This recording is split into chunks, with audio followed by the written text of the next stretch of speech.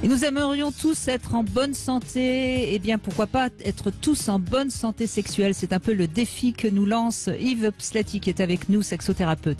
Alors, Yves Pslati, c'est formidable parce qu'on va démarrer avec un couple qui vont être tous les deux en l'antenne. C'est Sarah et Alexandre. Bonjour, bonjour à Sarah, bonjour à Alexandre. Et ce qui est intéressant, c'est que c'est... Bonjour Sarah.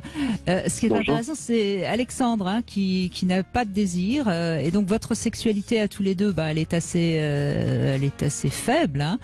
Sarah, qu'est-ce que vous en diriez? Puis Alexandre, vous avez également la parole. Hein. N'hésitez pas à parler l'un et l'autre. Yves Pslati vous écoute et on verra ce qu'on peut faire. Merci. Qui est-ce qui veut commencer? Alors, allez Sarah. Allez Sarah, on vous écoute. Moi, je préfère que ce soit monsieur. Allez. Alors, c'est Alexandre qui commence. Bon, Alexandre, qu'est-ce que vous nous dites alors? Oui, bonjour. Eh bien, en fait, donc ça fait 5 ans qu'on est mariés. On a toujours une... comment dire? J'ai rencontré ma femme, elle n'avait pas de sexualité à l'époque. Moi, j'avais déjà eu des histoires auparavant où j'étais resté quelques années avec une personne. Et donc, je ne sais pas trop d'où ça vient, mais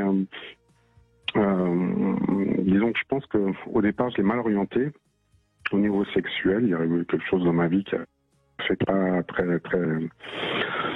très impliqué, puis ça a duré. Et comme j'ai noté un peu de votre invité, M. Pslati, c'est ça? Oui, absolument. Allô? Oui, voilà. Ça, voilà. Je me suis pas occupé de mon couple. Voilà. Donc là, on arrive sur on va dire un âge comment dire, on approche la cinquantaine. Donc on se retrouve un petit peu là. Alors les enfants sont un peu plus grands, mais ça n'a rien. Je pense qu'ils ont rien à voir. Mais je me suis pas occupé de mon couple et donc là ma femme m'a surpris un peu et donc elle m'a dit bon écoute, dans 5 minutes on passe à l'antenne.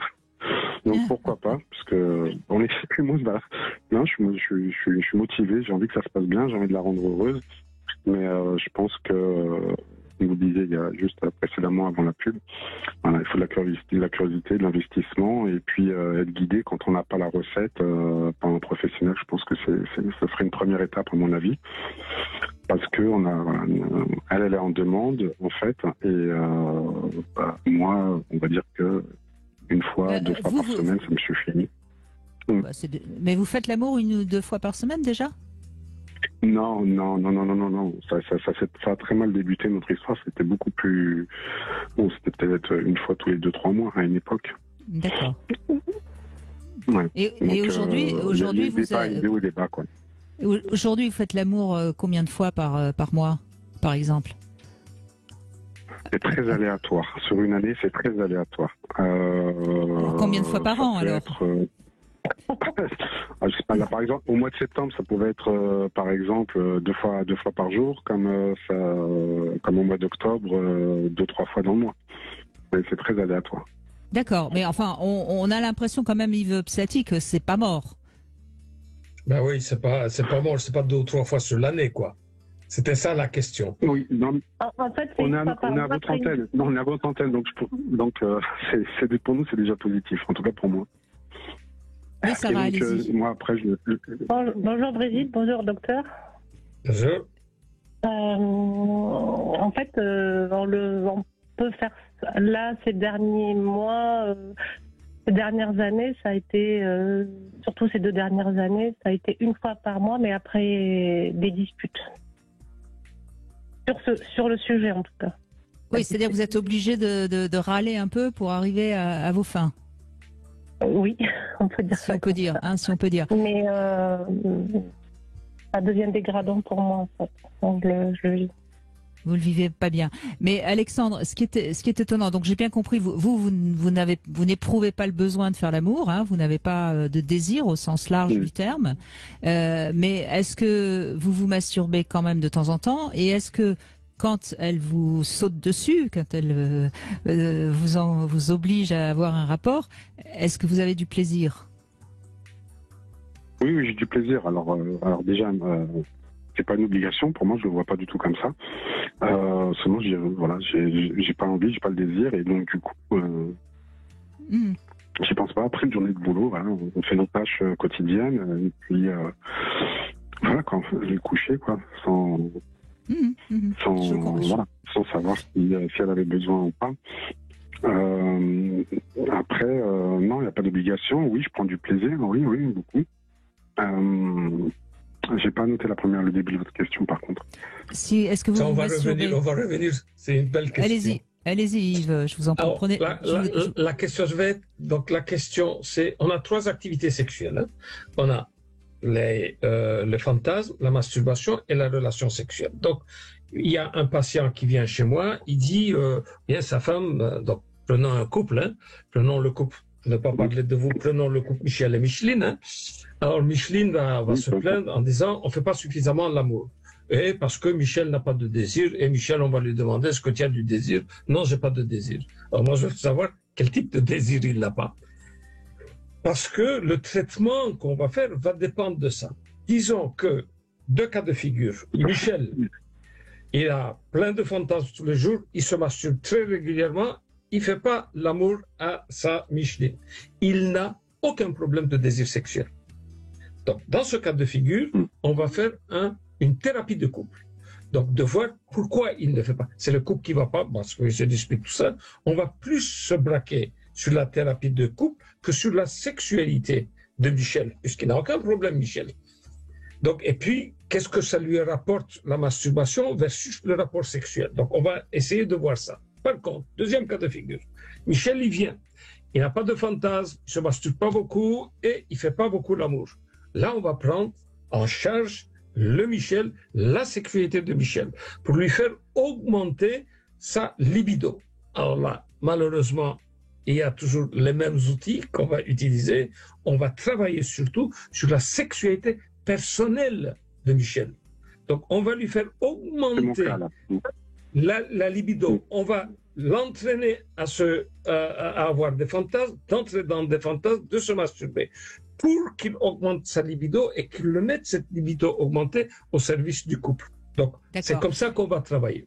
Oui, donc si on comprend bien, Alexandre, vous vous reconnaissez plutôt dans le deuxième cas qu'a décrit Yves Pslati.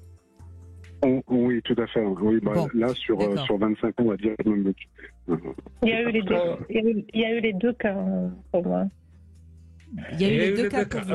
Bon, alors on va, excusez-moi Yves Pslati, on va faire une petite pause parce que c'est le moment de faire la pause tout simplement, et on va retrouver Alexandre et Sarah parce que là on est vraiment dans un cas très fréquent, hein, un des deux qui a plus de désir que l'autre, on ne sait pas trop pourquoi il n'a pas de désir. On se retrouve tous dans un instant et puis on aura également Philippe Hoffman qui nous aura rejoint pour la Sexy News. Jusqu'au 31 janvier, voire conditions en magasin. Dispositif médical, demandez conseil à votre opticien. 14h-16h, Brigitte Lahaie, Sud Radio. C'est en compagnie de Yves Pslati que nous évoquons la santé sexuelle. Alors Yves Pslati, on est vraiment avec un cas d'école, hein, si je puis dire, c'est-à-dire un couple, Sarah, Alexandre. Sarah, elle a visiblement pas de problème, elle est dans la sexualité positive. Et puis Alexandre, c'est un petit peu les montagnes russes, hein, de temps en temps, mais pas toujours, et on ne sait pas trop pourquoi. Ce qui est intéressant, Sarah, c'est que vous n'aviez pas l'air d'être d'accord avec la réponse qu'Alexandre faisait à Yves Pslati. Oui, en fait, il était dans les deux cas. Je sais pas que j'étais pas d'accord, mais je trouvais qu'il était dans les deux cas en fait. C'est-à-dire quand je l'ai rencontré, quand on s'est même mariés, quand on vivait sous le même toit, il se masturbait en fait. Et donc beaucoup, et donc il n'avait pas de relation avec moi. Et je pensais que c'était normal en fait, et puis là ces dernières années après les deux, c'est-à-dire qui se masturbaient tout en ayant des relations avec vous, et depuis ils se masturbent pas, c'est ça que vous voulez dire? Ça après il faudrait lui poser la question, maintenant je le vois plus. C'est qu'avant je trouvais pas mal de t-shirts dans la salle de bain ou dans la chambre, donc ça, c'était les premières années, il y a 20 ans, quoi. Que je trouvais ça déplacé, en fait, vis-à-vis de moi, et que je voyais pas l'intérêt de ce mariage. Et maintenant, vous pensez qu'il a vraiment un problème sexuel grave, c'est-à-dire, en fait, pour nous, ce qui est intéressant, comment on va le prendre en charge, hein? Donc, s'il va chez le sexologue d'abord, il voudrait savoir s'il n'y a pas un problème organique, ou bien si c'est psychogène. Alors, ici, on va lui poser deux questions. Ici, vraisemblablement, il a un problème, probablement, d'après ce que j'ai compris, un problème de désir sexuel général, hein, non pas vis-à-vis de vous, mais sur sa sexualité aussi. Et deuxièmement, on va lui poser surtout beaucoup de questions sur son érection, sur la qualité de son érection. S'il n'a pas de bonnes érections, s'il n'a pas d'érection nocturne, matinale, et ses érections ne sont pas fameuses, il a un manque de désir sexuel. Tout de suite, première chose qu'on demande, c'est de faire un check-up, mais de doser le taux de testostérone. Et en plus, s'il dit, même quand je fais l'amour et que je prends les médicaments, genre Cialis, Viagra, Levitra, Spedra, et encore ça ne marche pas, sûrement on va lui demander d'aller checker son taux de testostérone. Parce que quand le taux de testostérone est bas, les médicaments ne fonctionnent pas.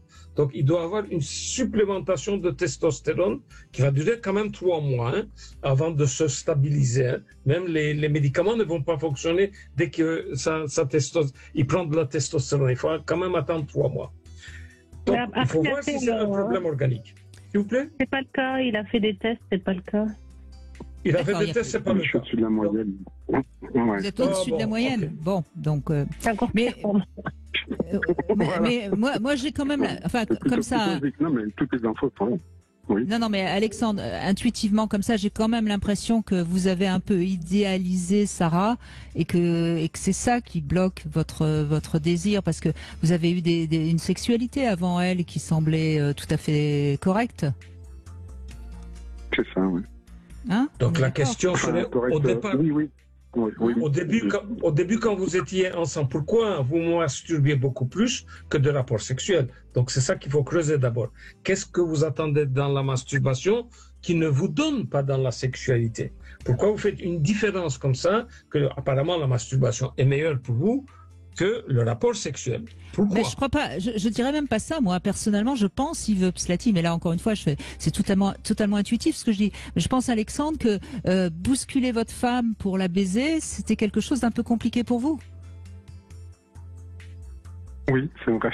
C'est vrai. Hein, c'est ça, en fait, ça. tous les deux, vous avez raison, en fait. Parce qu'il y a deux époques différentes. Sur 25 ans, M. Stati a tout à fait raison sur le début. Et on est plus dans ce que vous, intuitivement, ce que vous venez d'expliquer. C'est ça aujourd'hui. Voilà, il y a 25 ans qui sont passés derrière, des problèmes, comme tout le monde, et ainsi de suite. Donc, du coup, il y a un manque d'assurance, de confiance aussi, et puis pas d'investissement du tout de ma part, c'est vrai. Mais bon, aujourd'hui, ça sera certainement le premier pas. Oui, et puis après, ça s'est inscrit comme ça. On sait aussi qu'il y a tout un phénomène cognitif qui se met en place. Et puis, maintenant, c'est vraiment compliqué.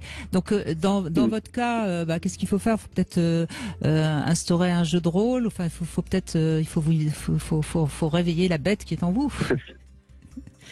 Qu'est-ce que vous diriez? Moi, je ne me sens plus du tout. Par contre, là, c'est ça. Ouais. Oui, arriver à une chose ludique, à une sexualité ludique, et ici commencer déjà par un rapprochement physique, c'est-à-dire par des massages sur le corps nu. Commencer à prendre des bains ensemble, par exemple, de vous laver ensemble, d'être souvent déshabillé. Bon, maintenant, vous allez dire, il fait froid dans les maisons, puis avec la crise économique, on n'allume pas le chauffage, tout ça. On peut être cul nu et un col roulé. Mais il fait tout ça, les massages, mais il va s'arrêter au rein, en fait. Après, il va pas plus bas. Il faut être explorateur, Alexandre, enfin. Alexandre, est-ce que vous mettez la pression? C'est encore plus frustrant. Est-ce que c'est mal la pression? C'est-à-dire que dès qu'il va caresser, est-ce que vous êtes en train de penser que si je la caresse, elle voudra aller plus loin, elle voudra plus de choses que moi, et vous entrez dans l'angoisse de performance? Est-ce que c'est votre cas? Non, je suis pas dans la performance, non. Non, c'est parce que j'ai pas le désir sur le moment. Souvent, c'est mais c'est pas dans le jeu de l'amour à ce moment-là, ou pour faire l'amour, les massages. ça va Oui, être vous plus êtes cette- tendre, ça c'est Voilà. pas le problème. Ouais, ouais, Soit ça va ouais. être de la tendresse, soit ça va être thérapeutique, voilà, pour nous soulager le dos, des choses comme ça. Mais Alors, ça va je vais s'arrêter vous là. donner, je vais vous donner un truc. Je vais vous donner un truc. Alors, puisque spontané, ça ne marche pas, il faut programmer. Donc, les gens ils disent, on ne va pas programmer une relation sexuelle. Mais si, que vous allez programmer. Alors, vous allez programmer, vous allez dire, voilà, dans 1 heure, qu'est-ce que tu en dis? On va avoir une relation sexuelle. Et vous vous préparez. Vous allez vous laver, vous allez vous habiller, ou bien vous voulez voir un film porno entre-temps, pour augmenter le désir sexuel pendant 1 heure, lire, ou je ne sais pas moi, faites rentrer dans un fantasme, c'est très bien les fantasmes, et 1 heure après, rendez-vous. Bien propre, bien habillé, et voilà, ça marche. Donc, Voilà. parce que les gens ils disent, on va programmer, ça va pas, non, toi, ça doit être spontané. Mon œil spontané, ça ne fonctionne pas. Donc, vous voyez bien que ça fait des années que le système ne fonctionne pas. Donc, il faut changer quelque chose, du spontané à programmer. Et programmer, Voilà. c'est-à-dire on se donne 1 heure et on se prépare. Ordonnance de Yves Pslati et de Brigitte Lahaye, Sarah et Alexandre. Vous programmez des rendez-vous sexuels tous les. Allez, on va commencer par tous les 5 jours, hein. Ouais, c'est bien. D'accord. Mais il en a programmé un hier, mais il s'est rien passé. Il m'a envoyé un petit texto pour se retrouver ce soir, et il s'est rien passé. Bah, s'il n'est pas rentré dans un fantasme, s'il n'a pas fait ce qu'on vient de lui dire, c'est normal que s'il a lu le journal, il a regardé les foot hier soir, c'est normal que le soir, après ça... Oui, mais il faut, Alexandre, soit un petit peu faire fonctionner votre fantasmatique, certes, et puis sinon, vous vous masturbez un peu pour avoir une érection, et puis si vous avez une érection, vous pouvez en faire quelque chose. Allez, au boulot. Tout à fait, oui, je t'accorde. Au boulot, Merci pour tous ces conseils. Je vous en prie, merci surtout à vous, parce que c'était intéressant justement d'avoir le couple, parce qu'on voit bien que c'est quand même tellement important dans un couple de bien avoir une sexualité, parce que c'est quand même ça qui cimente le couple. Je ne cesserai de le répéter.